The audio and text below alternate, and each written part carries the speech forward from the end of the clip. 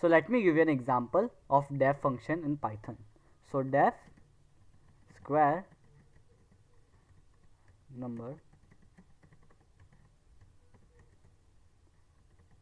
result equals to number exponentiation to return result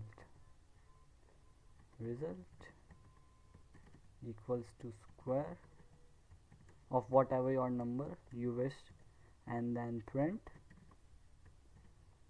the square of the given number is this, and this, and result. So let me explain you this code first. Def square number. Def means define, and square is our function, and number is our parameter. So this line defines a function named square that takes one parameter which is number, and result is equal to number exponentiation 2. This line calculates the square of the input number using the exponentiation operator, which is this one. This is called exponentiation operator.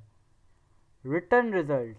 This line specifies the value that the function should return in this loop, and it returns the calculated square. Result equals to square 5. So which number you need to take out the square, you will input the number here, and the print result will print the result with the given text. So let's see if it is executed properly or not, and it will take few seconds. And here we go. The square of the given number is 25. It is absolutely correct, yes, because we know the square number of 5 is 25. Thank you for watching this video. Do like, subscribe and share.